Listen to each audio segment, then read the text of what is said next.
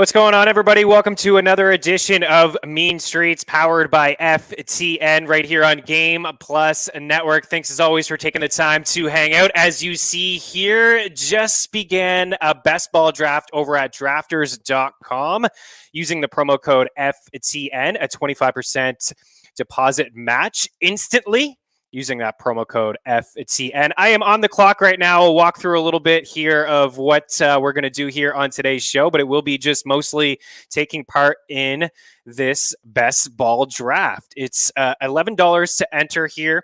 There's plenty of contests over at drafters.com, and it's something that we've done on this show before is we've done underdog best ball drafts. It's very similar. $11 to enter this particular contest that I'm in at $25K to first, over $100,000 in prizes, guaranteed prizes.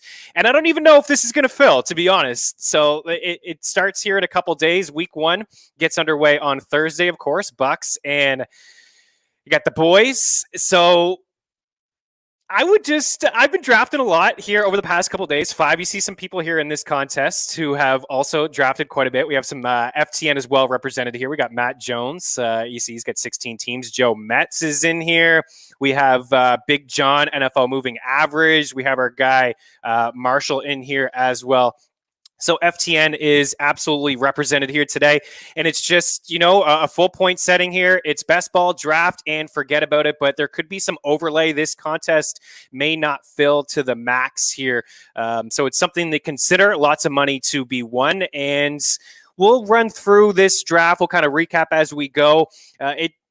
Sometimes it takes a little bit to fill. You'll get a notification when it does fill. And unfortunately, it filled just before we went live here today. So if you're just joining, you see here that we are into round 4, just the third pick of the 4th round. So I had the 4th pick. I went Alvin Kamara. The first few picks on the board, CMC, Dalvin Cook, Derrick Henry, Alvin Kamara, Ezekiel Elliott, and then our guy, Matt Jones, goes Travis Kelce. Something we've talked a lot about on this show is very comfortable taking Kelce in that 6th spot when those top 5 running backs are off the board. I also like Davante Adams in that 6th spot as well. Could go either way there. So you see CMC, Dalvin Cook, Derrick Henry, Alvin Kamara, Ezekiel Elliott, Travis Kelce, and then Davante Adams, Tyreek Hill, and then back into the running backs here with Austin Eckler, Aaron Jones, Antonio Gibson, and Najee Harris to round out the first round. And then a bit of a wide receiver run.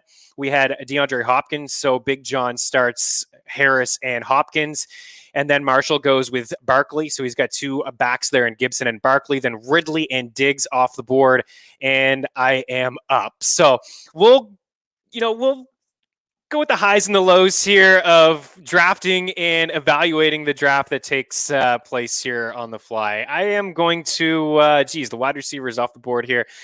I already got AJ, so I'll side with Jerry Jeudy here. Might be a slight reach, but you get your guys, and that's something that we preach here on this show quite a bit. So Jerry Jeudy off the board. He's my second wide receiver. So Alvin Kamara and CMC along with AJ Brown and Jerry Jeudy. We've done so many of these drafts here on this show, Mean Streets. And if you have any questions at all about how this runs and if you want to take part, and we have free content over at ftnfantasy.com, drafters content, stacks to attack, targets, late round targets. Our guy Derek Brown has you covered there over at ftnfantasy.com. But lots of different strategies we've had here on this show, running back, with the first 2 picks, maybe avoid running backs until you get to round 5 or 6 with a Kelce up at the top and heavy wide receivers.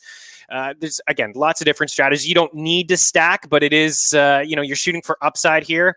And, to have a wide receiver or 2 or a tight end with a quarterback is, beneficial. There's no question. And that's why we have that article over at ftnfantasy.com talking about a few stacks. So I am up here pretty soon, a couple picks. Round 5 starts with Josh Allen, and then we have DMAC 007 420. I dig the name. I am on deck. We got Leonard, who goes with Gus Edwards in there, and then let's see what we can do here. Jamar Chase really falling down draft boards. Claypool, Robbie Anderson, looking at the running back. I already got 2. I'm not totally interested in there. Oh, I'm downloading files here on Drafters. 10 seconds to make the pick. Let's go with Mr. Chase Claypool, the Canadian.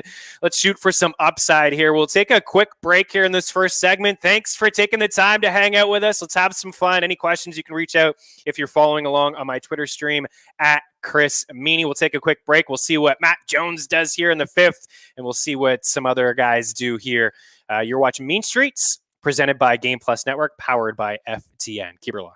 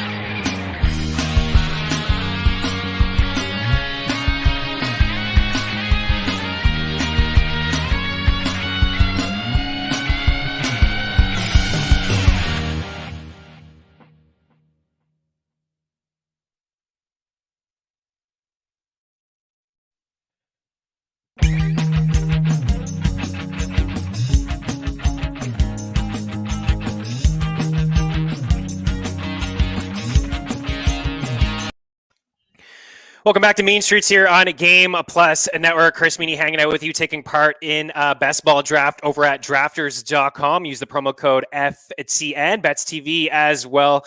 25% deposit match instantly here at drafters.com. Having some fun here, taking part in a Best Ball Draft. Again, that promo code FTN, 25% deposit match bonus up to $100. It doesn't need to be 100. It could be 50, it could be 25. You can try it out. $11 here. As you see, it is the Drafters Best Ball Championship number 2, $100K guaranteed, and it's $25K for first place. So I am coming up here. I've started Kamara, AJ Brown, Clyde Edwards-Helaire, Jerry Jeudy, and Chase Claypool.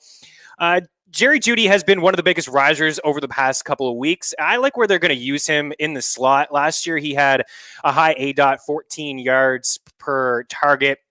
You know, he struggled with some drops and some bad quarterback play. When you're getting targeted down the field like that, you know, you're not going to be able to reel in all of those passes. I think Teddy Bridgewater is really good for this offense. I think he's good for Jerry Jeudy's game.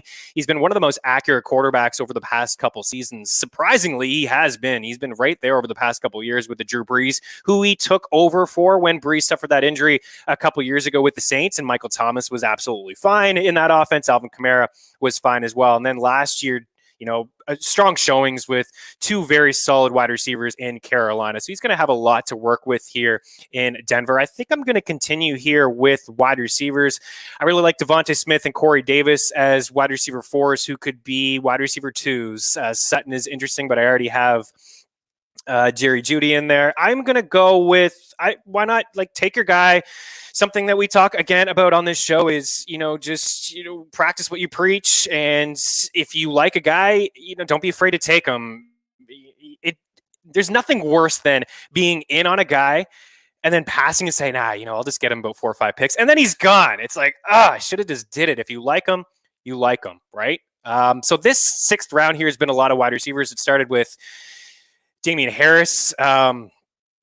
It went Juju Smith-Schuster, Davis, Jacobs, Myles Gaskin, and then a bunch of wide receivers here in Chenault, Brown, Boyd, Smith, Sutton, Mostert, and Sermon go back-to-back here. Interesting. Again, something we've talked about on this show, those 2 running backs in San Fran, I think they both could be RB2s.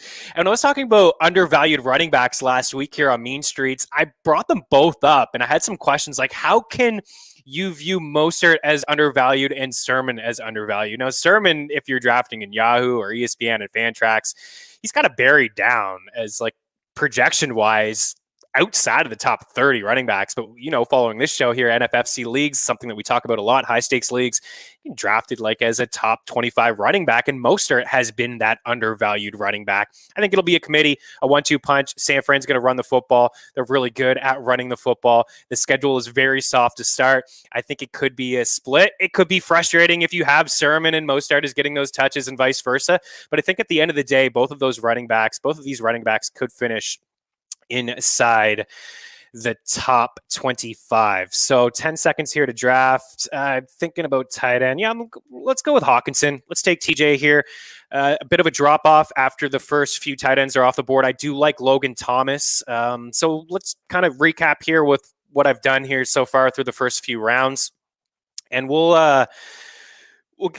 talk about some of these other FTN squads here too. Matt Jones is on the clock here in the 7th round. So Alvin Kamara, AJ Brown, Clyde Edwards-Helaire, Jerry Jeudy, Chase Claypool, Devonta Smith, and TJ Hawkinson. Hawkinson is in for a lot of targets. He really is in Detroit. There's not a lot there. Brashard Perriman was absolutely cut over the past few days. People are getting excited about Tyrell Williams, who didn't play at all last year. And his first year with Las Vegas was pretty strong. I think he had 6 touchdowns, 5 in his first 5 games. But he does have a 1,000-yard campaign on his resume. Go back to his days with the Chargers. He was a big part of the offense there, a deep threat guy for the Chargers. I believe San Diego at the time with Phillip Rivers. But here in Detroit, there's not a lot of projections or a lot of targets that we can just project for certain guys. Like Amon-Ra St. Brown wasn't used at all in 3 wide receiver sets and just kind of sprinkled in the slot here and there for Quintez Cephas. Who's going to step up in this offense? We know that they're going to be a bad football team. They're going to be playing from behind. So when you're projecting touchdowns for tight ends, you may not project a lot for TJ Hawkinson, but he should get well over 100 targets, and he could be a beast in this format. Some upside there in a full point setting, maybe to catch 5 or 6 balls. And if you're catching 5 or 6 balls at the tight end position week in and week out, you're flirting with a top 5 position week in and week out, a top 5 finish rather. What does Jones do? What does Matt Jones do? He starts with Kelsey. My goodness, I like this start here. Just pass catchers off the board. This is a really good start. Travis Kelsey, DK Metcalf, Allen Robinson, T. Higgins. Then he's got Javonte Williams, who the Broncos came out yesterday and said that they have high expectations for him, expected to play in any situation that they want to roll him out there. And it was Melvin Gordon, who was quote unquote featured in the 3rd preseason game, which I thought was jokes, right? What do you mean featured? They know what they have in Melvin Gordon. They traded up to get Javonte Williams in this year's draft. I think there's an opportunity, or I see a scenario where potentially they ride Melvin Gordon on the final year of his deal, and they just give him as many carries as he can handle. But the upside does lie here with Javonte Williams. There's no question about that. And then we had Antonio Brown and Kareem Hunt. So 2 backs, a tight end, and he's got himself 3 wide receivers. What is my guy, Big John here, NFL moving average? This is his 20th draft. You see the FTN crew racking up the drafts. Again, there's some overlay. There's a chance here that this contest doesn't fill, which just, it's $100K guaranteed. So there's a lot of money here to be won. He starts with Najee Harris, Hopkins. He's got Swift. Swift in the news here today, expected to be ready for week 1. Where does he go running back wise? 1, 2, 3, 4, 5, 6, 7, 8, 9, 10, 11, 12, 13, 14. Montgomery's 15. CEH is 16. And 17 is Swift. Again, get your guys. You must be feeling Swift. Chris Godwin, Lamar Jackson, Harris, Waddle, and Pittman to round things out here in round 8. Pick 90 right now, and then Matt Jones is up again. So it can be a little difficult to host a show and draft and follow other people's drafts. So I'm going to try to just keep it simple here. I am on deck. Let's see. I'm looking at quarterbacks. Man, I really like Jalen Hurts, and it's not because I'm rocking an Eagles hat. I do like his upside, and I got Devonta Smith in there, so that is a stack. It's a little bit cheaper. You could pair it out later on with a Zach Ertz. I'm going to do it here. I do have Herbert and Brady ranked ahead of Jalen Hurts in my overall fantasy rankings. It could be, again, you got to get your guys. Do I wait here? Do I wait and see? Let's wait. Let's risk it. I already said get your guy and don't worry about the snipes, but I got this feeling Jalen Hurts is going to be available to me with Allen and Mahomes and Dak.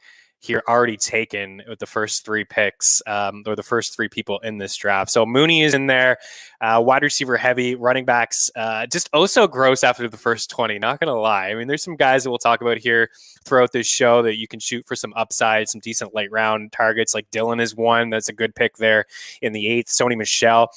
Some reports, a lot of people in Los Angeles believe that Michel could be the guy. We had Brooke Cromer of FTN join here a couple weeks ago when that trade was made, and Sean McVay drafting Henderson a couple years ago clearly wasn't really feeling him some Henderson because he took Cam Akers the following year, and now he's went out and acquired a guy in Sony Michel who has some experience, a Super Bowl.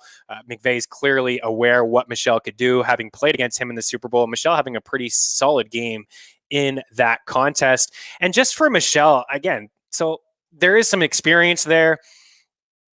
You say what you want about the knees and the lack of explosiveness that he has, but he was pretty good in a limited role last season. He could be the guy in this offense. It could be a 50-50, but I think as soon as he learns the playbook, I think it's very possible that he could overtake the offense and be the goal line back on what is a decent offensive line and a team that's going to score some points. So I lucked out, waiting it out on Jalen Hurts. Justin Herbert goes, and then I take Jalen Hurts here. So I have the stack with Devontae Smith. Let me talk to you about Jalen Hurts just for a second. Steve Young, pretty good quarterback, right? Hall of Famer. Pretty good. 4 games in his NFL career with 300 passing yards and 60 rushing yards. 4. The most games ever with 300 passing yards and 60 rushing yards. Did it 4 times. Jalen Hurts did it twice last year. He started 3 games. He started 4, he finished 3. Remember, week 17 was a complete crapshoot. The Eagles started Hurts and they took him out and they gave that game and the division to Washington. Say what you want about the accuracy, 52%. Let's keep in mind last year that 2020 was, for lack of better word here, it was a crapshoot. It was a crapshoot. The offensive line, 12 different combinations in 12 games to start the season, set an NFL record. Doug Peterson was in his own head. Carson Wentz, should I play Wentz? The lack of weapons that Jalen Hurts had, the offense wasn't catered to him, and he stepped in and he did okay. A game against the Dallas Cowboys, against Arizona, games that mattered, had well over 300 passing yards in those games. And I mentioned the rushing upside. His very first start came against New Orleans, a strong defense a lot of teams respected. And he did okay in that game. Now, his passing yards weren't phenomenal. I think he had sub 200, 160 or so, but he had over 100 yards on the ground. And it opened up the offense because Miles Sanders had 100 yards on the ground. Up until that point, it had been 3 years since anybody had 100 rushing yards against the Saints defense. And they had 2 in that game. So having a quarterback like Jalen Hurts can open up the offense for a guy like Miles Sanders, open up some lanes, the RPOs. And he's got his guy, Devontae Smith, who he's very familiar with. Jalen Reagor, it does seem like he's going to be a bit of a bust here, considering the wide receivers that were taken last year, especially in the first round in the Philadelphia passing on Justin Jefferson, but he's going to have an opportunity to excel in the offense for playing time, and also 2 tight ends there that are going to be a big part of the offense as well in Zach Ertz and Dallas Goedert. The offensive line is coming in healthy, and the team is not great defensively. I know the questions that people have offensively is the accuracy and how many points are they going to score? Are they going to run an up-tempo offense? I think they will. Last year with Jalen Hurts, it was, per plays ran, it was top 10 over the last few weeks of the season, and I think that will carry over here as well. We'll take a quick break, and we'll return here, and we'll talk about round 10. There's 20 rounds here in Drafters, so we're going to dig a little bit deeper than we have in other drafts here on this show. So Mean Streets continues. Keep her locked. This is Game Plus Network.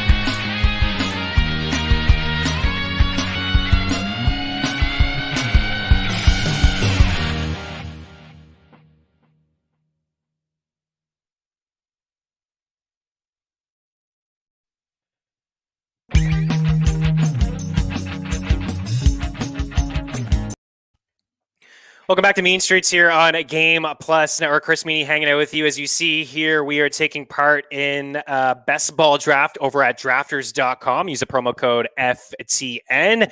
25% deposit match bonus of up to $100. So we have a few FTN crew, a few people from the FTN family in here. I mentioned Matt Jones here. I see Joe Metz. I see our guy Marshall, and then NFL moving average. So these guys, man, it's not going to be easy drafting against these studs. There's no question. So I took James Conner in round 10. Didn't feel great about it. I was debating between him and Jamal Williams. So he's my third running back here. One thing I will say about James Conner is, you know, when he's healthy, he's pretty productive. And there is a question when it comes to his health. That's why he's getting drafted, you know, roughly around RB 40. You got Chase Edmonds on the squad and Kyler Murray, who had over 800 rushing yards last season, who likes to call his own number and was a beast inside the red zone last season. You know, he should be the goal line back. Chase Edmonds had one carry inside the 5 last year, one. And it was Kenyon Drake who actually led the way, not only for Arizona, but overall. Nobody had more red zone carries than Kenyon Drake over the last, I think, from week 9 on. So I'm up here and I'll make this quick pick and I'll finish my thoughts here. Another quarterback. I could go Rager. It's gross. Gabriel Davis is a guy I like. Let's go Davis. Gabriel Davis, I think a little sophomore jump here for the guy. The one thing about Gabriel Davis, and I'll finish my thought on Connor in a second, all over the place here. Who's going to draft this guy? Who's going to draft that guy? What does his team look like? What does her team look like? What does my team look like? Gabriel Davis, part of a team in Buffalo that it seems like all they want to do is throw the football, right? Like, that's all they did last year is throw the football. That's all they did last year in the playoffs was throw the football. So this is a team, I think, overall, they're going to throw the football quite a bit. Now, if there was a back that it would take with upside, it would be Zach Moss, who Matt did take. I like the value that Devin Singletary brings as a guy who finished last year ahead of him in a full point setting and even in a half point setting.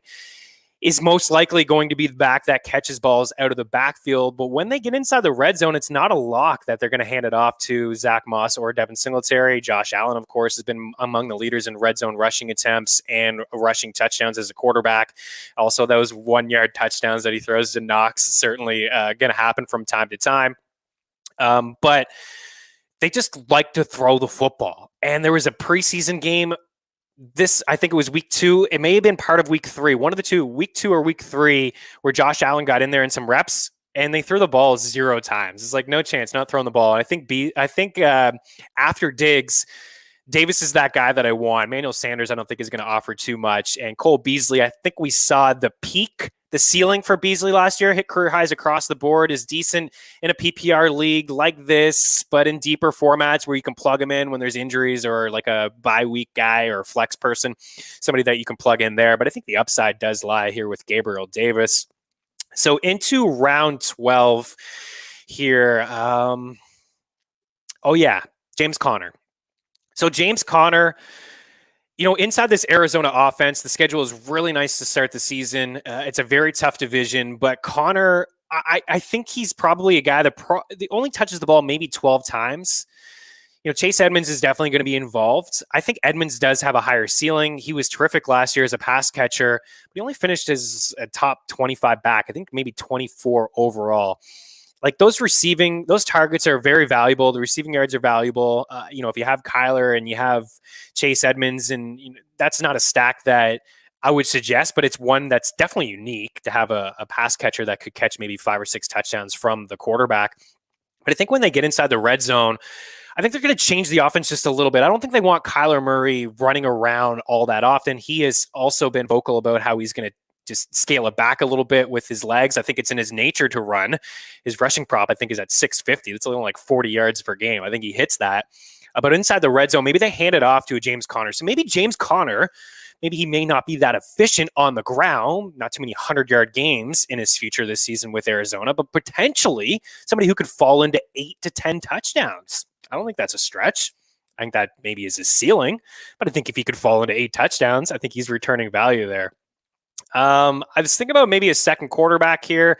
Matt Ryan, Tua, Cousins. I think those guys are pretty solid options. Over at the running back position, Johnson, Gio. It gets pretty ugly. It really does. I like Tyson Williams, but we can wait a little bit. I'll probably take another wide receiver here, and I'll go with, I'm running out of time, Sterling Shepard. Shepard, I think, is a decent value. I know Kenny Golladay is back here and he's healthy, and it looks like he's going to be ready to go week one. Reports out of New York say that Saquon Barkley is going to be ready to go week one as well. He could be limited, but Sterling Shepard, I like him in the slot. Sometimes they moved him on the outside over the past couple years, which I didn't like that role for him. I think he's better suited in the slot. Darius Slayton on the outside, Golladay on the outside. Evan Ingram's almost certain not to be ready for week one. I think Shepard, when he's healthy, and that's another big when, because he has dealt with some concussions and some injuries over the past couple of years. But when he's healthy, I think he's a productive wide receiver in a full point setting. He is my 1, 2, 3, 4, 5, 6, 7th wide receiver. At some point, I'm going to have to take some more running backs here, or potentially, another quarterback. I'm probably going to look at another quarterback here. It doesn't seem like I'll be able to stack anything. Like I could do Tannehill's gone. Tannehill's gone, to my AJ Brown won't work out there. I think a Fields is gone. Yeah, I mean, these Fields and Lance, these guys, if you drafted 2 months ago, you were able to get them, but you haven't been able to get them. Oh, you know what? I'll take a second tight end here in Jonnu Smith. Let's double check to see where the bye is. It's not the same week as Hawkinson. I don't know how many tight ends I'll take here. Maybe a third a little bit later on. Jonnu Smith could lead the Pats in targets. In fact, I expect him to. I know Jacoby Myers is getting a little bit of buzz. They still got Nelson Aguilar on that squad. Kendrick Bourne is somebody they brought into. I don't expect a lot from. They're going to run 2 tight ends and Hunter Henry and Jonnu Smith and run the football quite a bit with Mac Jones. But I think Jonnu, they spent a lot of money on Jonnu. Spent more money than any team. They broke records in the NFL, money spent over the first 48 hours of free agency. And I think Jonnu Smith is going to be a big part of that offense. And I don't know. You look at last year on a run-heavy team. Now he comes over on a run-heavy team, but he clearly wasn't the one last year. He was the third option in the passing game. He could be the one here. And in round 13, upside to be a top 10 tight end. I think it certainly applies when it comes to Jonnu Smith. We'll take a quick break, and we'll be back here to get into rounds 14, 15, 16. We're digging a little bit deeper here on Drafters. Mean Streets continues right here on Game Plus Network. Keep her locked.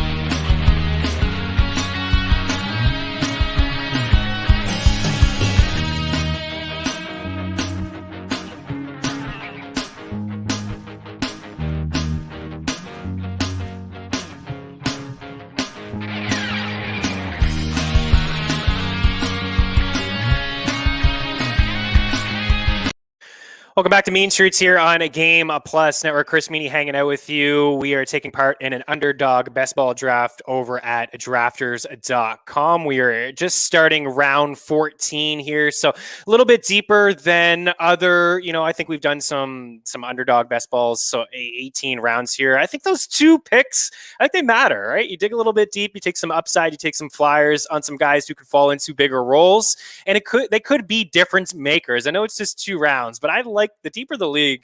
I'm all about the deep leagues. I like digging deep for certain guys. Like I may not draft a Chris Evans here today, but I'll tell you what, I like Evans from Cincinnati. And I think a lot of people are going to realize that this guy is a phenomenal pass catcher who could show up and be okay at times. You can play the Geo role. I know we're all hoping that Joe Mixon can get 20 plus touches a game and get 6 to 7 targets here and there. But I think you may see that Chris Evans, maybe I'll have to draft him. You may see that Chris Evans is a guy that kind of steps up and is okay. inside the Bengals offense at times. So I think I am going to go with the quarterback here. I know I don't have any mini wide receivers. And again, it's not the end of the world not to have stacks here. Baker Mayfield, Big Ben, could pair him up with Chase Claypool. Zach Wilson is interesting. I'm going to go with Kirk Cousins. I'll take Cousins here. I think he's an underrated quarterback. You know what? He probably went outside the top 20 here among quarterbacks. He's got two solid wide receivers that were two top 10 wideouts last year in Justin Jefferson and Adam Thielen. I know they want to run the football, but Cousins, the passing attempts will be there. He may not be top 10. He probably won't be top 15.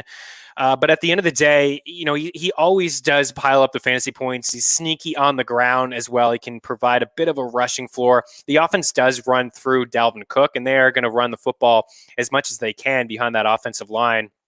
But I think Kirk Cousins is a valuable quarterback in around QB 20 as a guy who really could be a QB1, a low-end QB1. So it does bum me out a little bit that I don't have Justin Jefferson, and I was thinking about Justin Jefferson over A.J. Brown or an Adam Thielen in there. But again, it's not the end of the world to not have a stack. It does maximize your upside, but that's okay. We got 3 running backs here. We're going to need another one, and my goodness, they are getting thin. Ty Johnson is somebody that I like. I may have to do it. Damian Williams is going to have a role there with the Bears. Ty is a bit of a reach. I don't agree with the ADP 195. We're on pick 172. It could be a reach, but again, you got to get your guys. I'm going to go with Damian Williams. I'm going to go with Damian Williams. He didn't play football last year. He has looked good, decent here in camp. A couple years removed from being, you know, a solid fantasy asset. Of course, at that time, he was playing with Kansas City. Andy Reid is just all the running backs, fantasy gold when it comes to running backs and Andy Reid, right? You go back to Philadelphia days with Brian Westbrook, LaShawn McCoy, Jamal Williams. Was it Jamal Charles?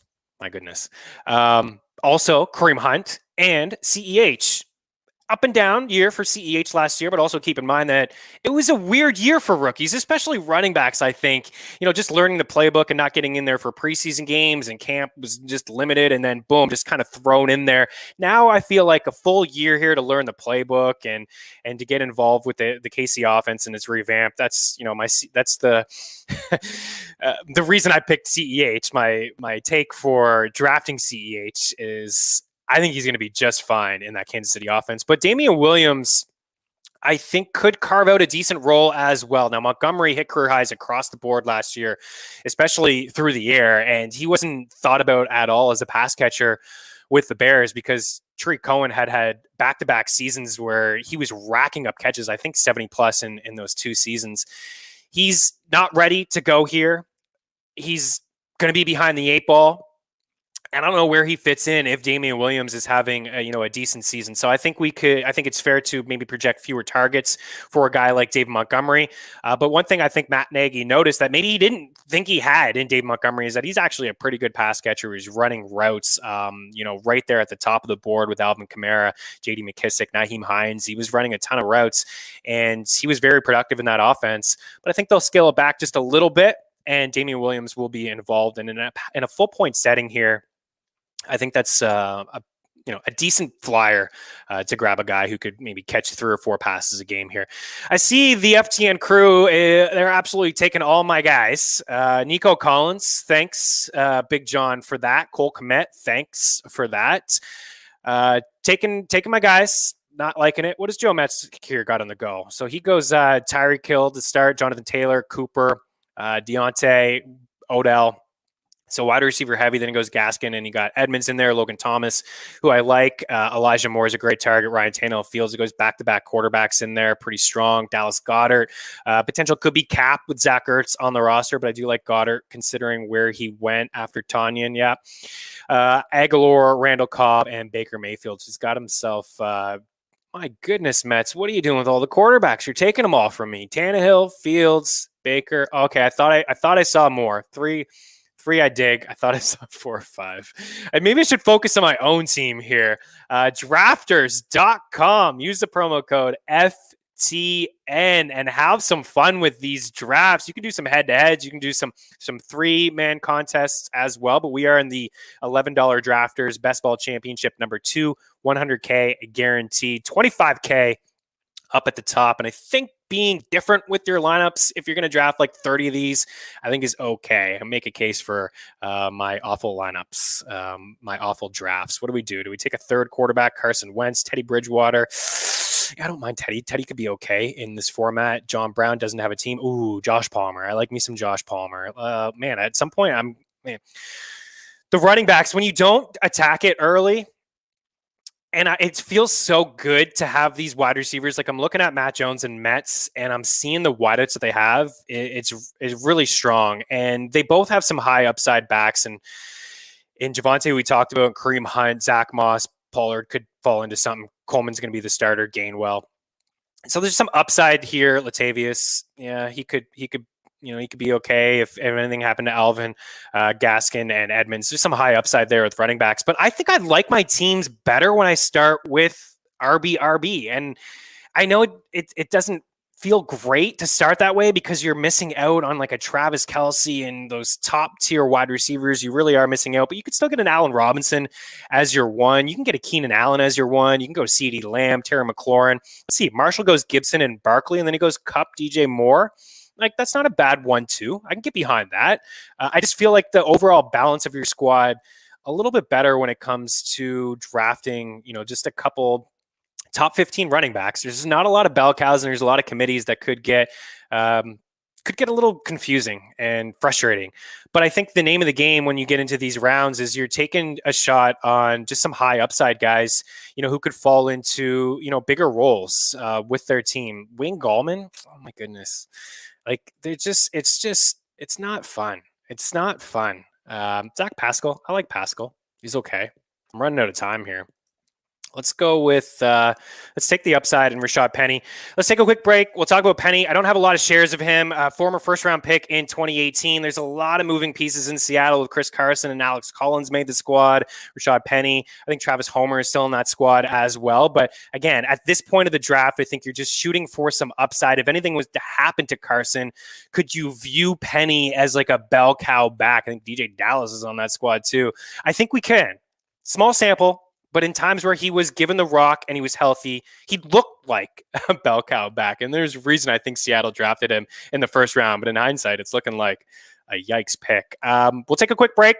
We'll continue here and we'll dive a little bit deeper here as we round out round 17. So a couple more rounds here on Drafters. Mean Streets continues right here on Game Plus Network.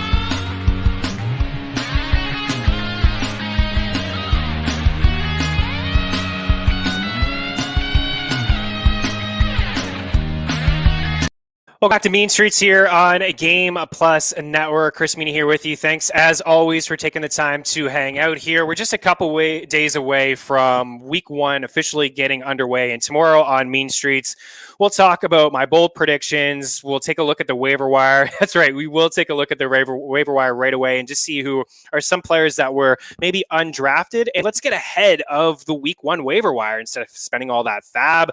Maybe there's some players out there that can help you out right away. I'll take a look at ESPN, Yahoo leagues, and just check the ownership on certain players that, hey, this is going to be the guy in Week 1. Instead of using all the fab, go and get him right now. Certain players like that. One is Ty Johnson, who I passed on, and I regret it. Where did he go anyways? He went, he ended up going just, I don't know who that is.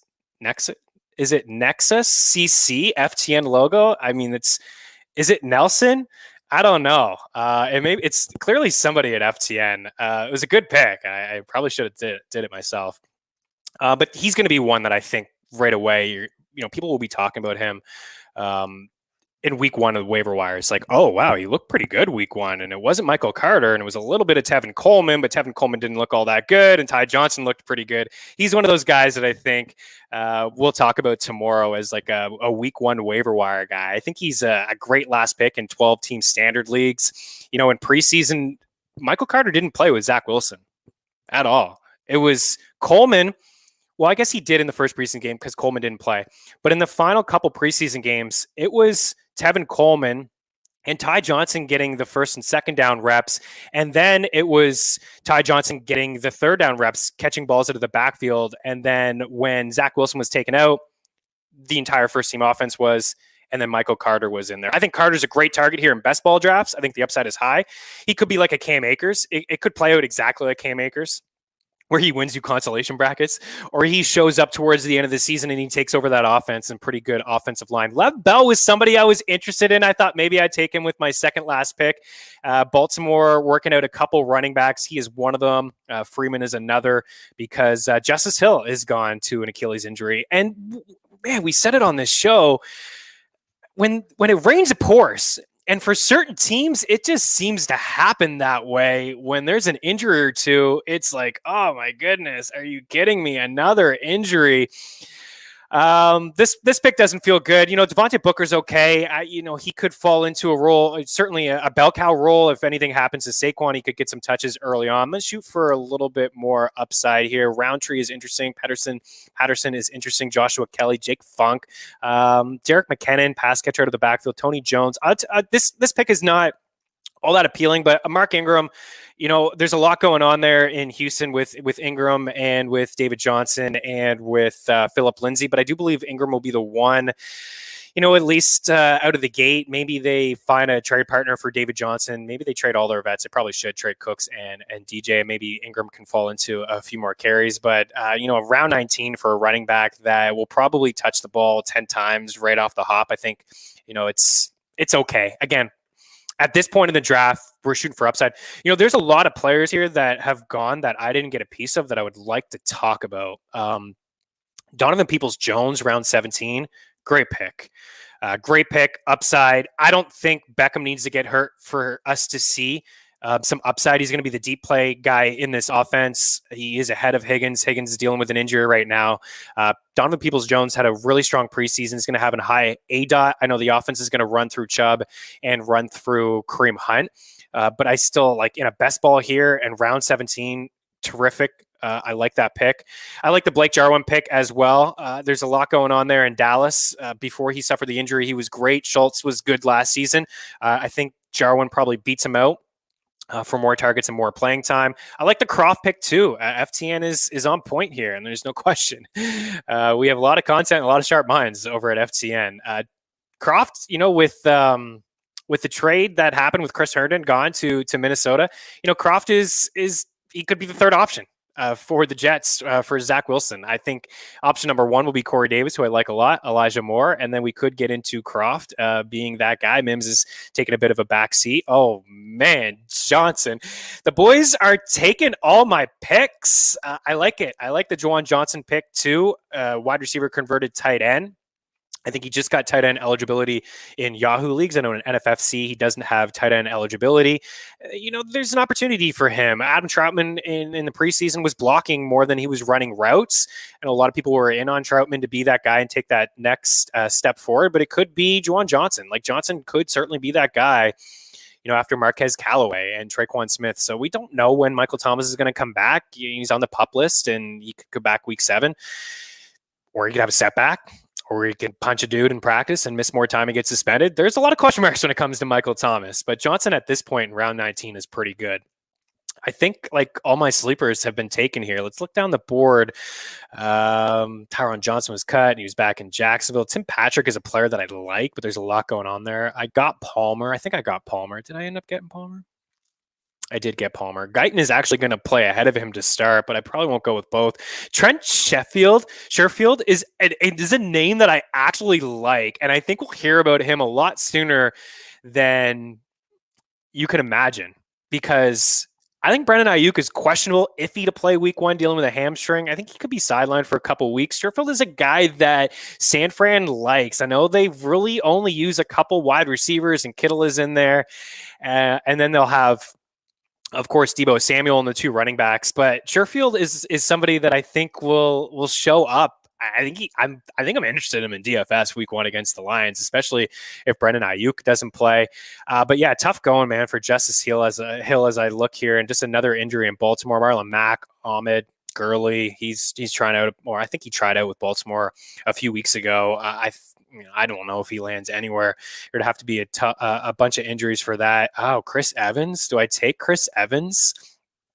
I might. Does anybody take Chris Evans average? No, like nobody even takes this guy. It'd be like the only one to take Chris Evans, which I'm okay with. Like I'm fine. I could take a third tight end here. Russell Knox, CJ Uzma is somebody that I like. I probably will go with another tight end here and go with, do I do Herndon? Did I get Cousins? Oh my God, that's so gross. I'm going to do it. Chris Herndon, ladies and gentlemen. Remember him? Remember the hype for Chris Herndon? He could have a role here with Irv Smith being done for the season. Ty Conklin, I know people were starting to buzz about Ty Conklin. But Chris Herndon was acquired at times. When he was on the field and he was healthy, I know he dealt with some off-field stuff. He was okay. He was a decent tight end. Again, the offense does run through 3 guys, but at this point, we're taking some upside. He's my 3rd tight end. Kirk Cousins throws 4 touchdowns to Herndon. I'll be loving it. I'll think about this best ball team. We'll recap here. We'll go over the squad. One more break here on Mean Streets. So keep her locked. Don't go anywhere. We'll continue things here on Game Plus Network.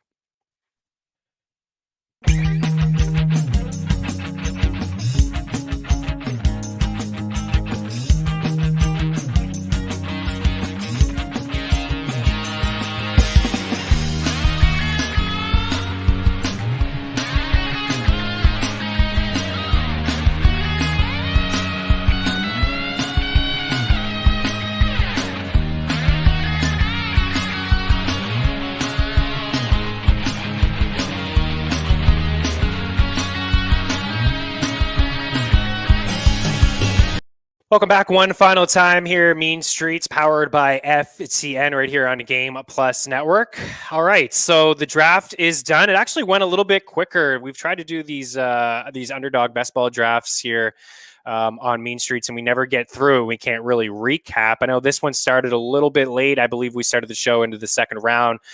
When you do sign up, just hit the notification, maybe get a text or an email telling you that the draft is going to start. Again, there's some overlay here. There's an opportunity to win some cash. It's $11 to enter. Use a promo code FTN, 25% deposit match of up to $100. Gets you in here this draft with a chance to win $25K for first place, $100K guaranteed. So this is what my team looks like. We'll recap here. I don't even know who I drafted. Sometimes I'm not going to lie, it can be a little overwhelming to draft and host and follow other people's drafts as well. No excuses, okay? But I will do probably honestly 30 more of these before Thursday.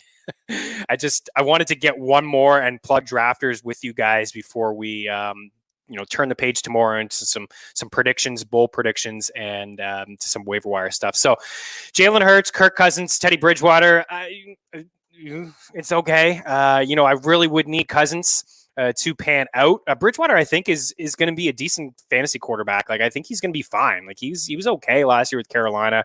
He was okay again when he filled in for Drew Brees, and he's got a lot of weapons surrounding him. There's a lot of weapons in Denver. Cortland Sutton coming back here, Jerry Jeudy, Tim Patrick, KJ Hamler, Noah Fant. There's a lot of nice pass catchers in Denver. Hurts is that guy, the upside guy, as I think somebody who could finish as a top 5 quarterback. I really do believe that, just because of what he's going to do on the ground. So Alvin Kamara, CEH, it's not a bad 1-2 punch. I think if you're starting standard leagues, I think it's a pretty solid punch. And again, if you start that way, you could finish with decent wide receivers. We saw our guy Marshall end up with a couple solid wide receivers in Kupp and DJ Moore starting running back. So James Conner shooting for some upside. Hopefully he can find the end zone, maybe 8 times here. Damian Williams, Rashard Penny, and Mark Ingram. So my running backs are pretty thin. Actually, there's not a ton of upside here, tremendous upside. Rashard Penny would need something to happen to Chris Carson, which, things have happened to Chris Carson, good things and bad things.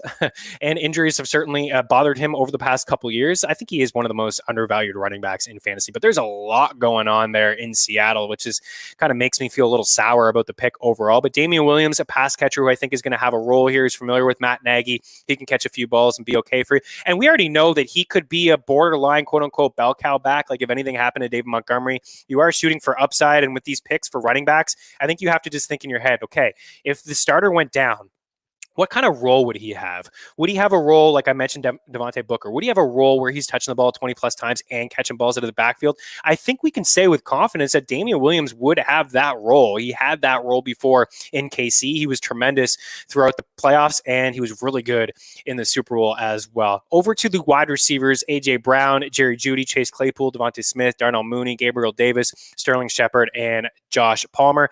These wideouts are okay. I mean, I don't mind them. It could be better. I've drafted better wideouts before, but I like Jerry Jeudy. I like Chase Claypool, and I like Devontae Smith. And you know what? I do like these wideouts. Actually, as I'm walking through them, they're not bad. I don't have that, AJ Brown is a stud, but I don't have that, the 2-3 studs when you start wide receiver. And I think that's the biggest difference between maybe this team and other teams as well. And then Hawkinson and Jonnu Smith with Chris Herndon in the last pick. All right. So that'll do it. Hopefully you got something out of this. We weren't able to recap the other teams here, but drafters.com, use that promo code FTN, free content over at ftnfantasy.com, and follow my Twitter account at Chris Meaney, because I will be pumping out links. I'll be doing a lot of these drafts all the way up until week 1 kickoff, which is, by the way, in just a couple days. Get excited. Thanks for taking the time to hang out. We'll be back tomorrow. Cheers.